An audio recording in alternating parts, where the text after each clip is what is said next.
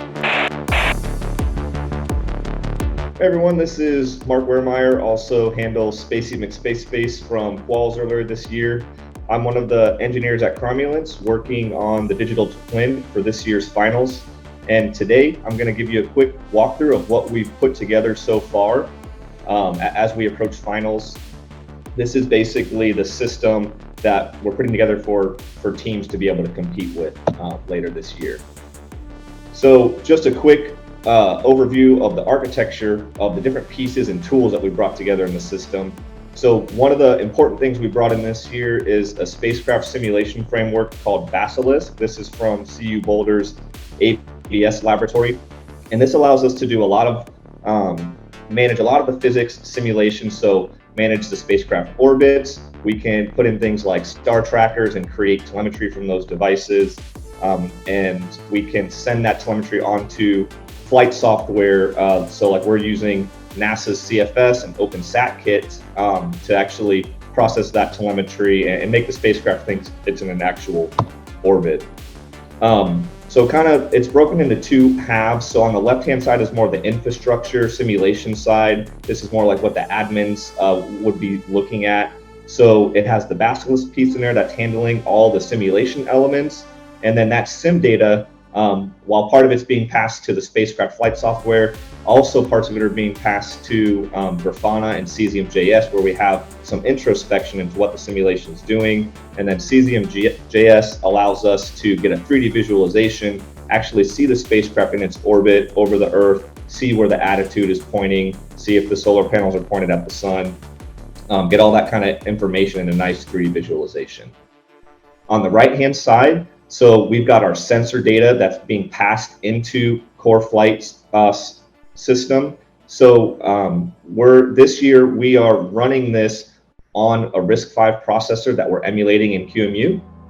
And that sensor data, so like our GPS receiver telemetry, positions, velocities, our star tracker attitudes, quaternions, how much power subsystems are consuming, how much power the solar panels are generating, and what's stored in the batteries. All that information is passed from Basilisk over to CFS and OpenSatKit and our RISC-V processor. So those pieces, that constitutes what we're calling the spacecraft in the game. And then from there, the spacecraft can be commanded and controlled from, so like a ground system sort of software like a satellite operator would use. This year, we've migrated to Ball Aerospace's Cosmos 5. So this allows us to send commands up to that spacecraft so we can point it where we want. We can turn on and off subsystems. We can also view the telemetry coming back down. And so one difference between, so like when we're looking at sim data, we might be able to see all the attitude data and other physics data being generated. But then on the Cosmos side, we would only be able to see telemetry and send up commands when we have a connection established with the spacecraft. So, or if we turned off, for example, the star tracker, we'd no longer be able to see that star tracker telemetry in Cosmos, even though it's still being generated and handled over on the Basilisk side. A quick shout out to all the tools that we brought in. So like I said, Basilisk from CU Boulder's ABS laboratory, also Cesium.js, Core Flight System from NASA, Ball Aerospace's Cosmos, Grafana, Linux on LightText, and OpenSatKit. So when I start up the digital twin, you're going to see these 4 screens. So just a quick explanation of what's happening. In the top left is our flight software. So this is where we have RISC-V emulated in QEMU, and on top of that, we're running our NASA Core Flight software apps and OpenSatKit, as well as our custom flight software that we've added in. And then on the right-hand side, the Cesium visualization. So this is where we can see where the spacecraft is in its orbit. We can actually move this visualization backwards and forwards in time. We can see if we're over ground stations. We can see what the spacecraft attitude is, if we're pointed at the sun. And the bottom left is the Grafana introspection into the simulation data that's being generated by Basilisk. So we'll be able to see the battery charge levels, what the solar panels are doing, what the devices are doing, how much power they're consuming, if we have any tumble rates on the spacecraft, and we can see all of that stuff there. And then in the bottom right is the Cosmos 5. This is sort of the satellite operator view. So this is where we can send up commands like a team would in finals, and also view telemetry. So now starting up the demo. So we've got all our 4 windows here. The first thing I'm going to do is start the flight software. So this is starting up Core Flight System. We've already got the RISC-V processor running. And you can see all of the CFS apps starting in that top left window. So basically we've got our spacecraft started up, and now we should be able to send commands to it and receive telemetry from it. We've added in a gremlin for demonstration purposes here that's actually sending all of those actuator commands that you see in the flight software. So this is basically sending a bunch of rogue reaction wheel commands to cause the spacecraft to do a little tumble for us. So over on the cesium visualization, here's our spacecraft. It's doing that commanded tumble. Also, we're over our Tribute Vegas ground station for DEF CON. And I'm just kind of showing here, you can just rotate around in the cesium view. You can get a really good idea of what's happening. So for example, it's really hard to understand what your spacecraft is doing by just looking at, for example, quaternion values or Cartesian XYZ positions and velocity values. It's kind of hard to make sense of that. So putting it here in the visualization is a really good way to actually understand and sanity check what's happening.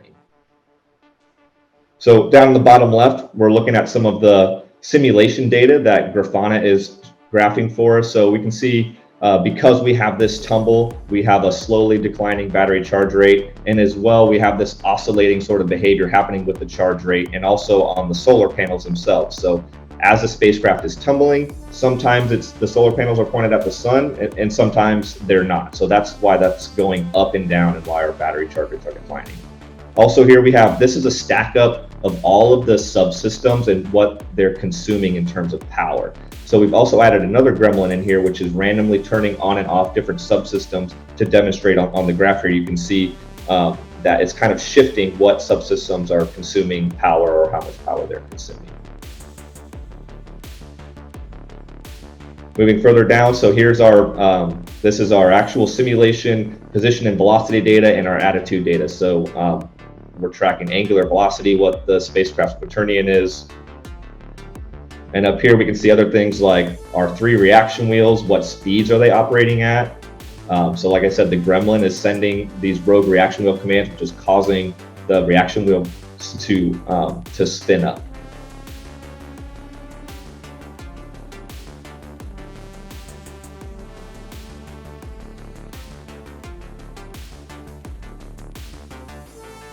And then a couple other sensors here, you can see magnetometers, sun sensors. So moving over to the Cosmos side, we can see that we have a connection. Our Cosmos interface is connected with the spacecraft. We haven't sent or received any commands yet. So the first thing I'm going to do is I'm going to turn on telemetry for the spacecraft. So I'm commanding the spacecraft to start downlinking telemetry packets for me to view. Sending that command, and we should see it pop up in the top left. So there it says telemetry output has been enabled. So our Core Flight software has recognized that our command is now sending us telemetry. So here we see our received bytes count is increasing. So we're receiving those telemetry packets. And we can look here at a couple of different ones that we're receiving. So we're receiving core sun sensor, GPS, IMU packets. We open up the GPS packet. We can see in here that these values are updating as packets are coming in. So we have our CCSDS header to start with, and then lower down we have the actual GPS payload telemetry. So our Cartesian X values and velocity values. Another way to look at the telemetry, we built just a couple basic telemetry viewer screens. So this one shows what devices we're commanding to be on and off. So like I said, the gremlin that we're running is randomly turning on and off different ones. So like right now, the GPS just turned off, and then you should see that turn back on in a minute and something else will turn on. And then on the right, we have the GPS and Star Tracker telemetry. So those packets that are actually being downlinked and Cosmos is parsing them. You can see that little gap in GPS telemetry while the GPS receiver was off, and then it turned back on and continued collecting telemetry. And now the star tracker just went off, so the star tracker telemetry is no longer updating. And then it should turn on back in a second here. There it goes. So now we're receiving those star tracker telemetry packets again.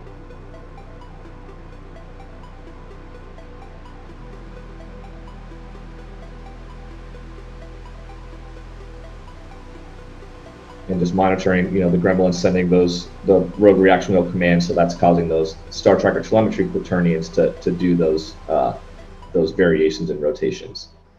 So right now, what I'm doing to demonstrate what the flight software is doing, so I'm actually going to kill the core CPU1 process. So I've actually stopped the flight software, and now looking back in Cosmos, we can see we're no longer receiving any star tracker telemetry. Those graphs have just stopped at their last recorded values. So this would be like a satellite operator when you've gone out of, for example, you've gone out of contact with your spacecraft, you would no longer see these. You would just see whatever the last recorded values are for that telemetry. And further illustrating this, so our received bytes is no longer incrementing.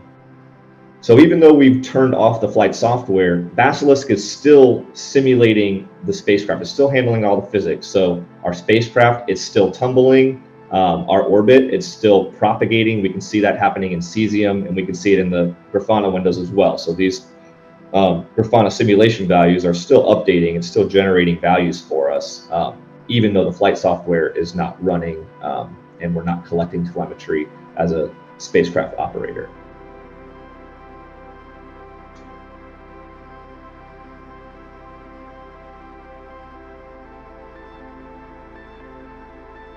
And then, so on power consumption, we've turned off the flight software, which also killed our Gremlin that was turning on and off random subsystems. So the subsystems are just remaining in their previous state. They're no longer changing, turning on and off.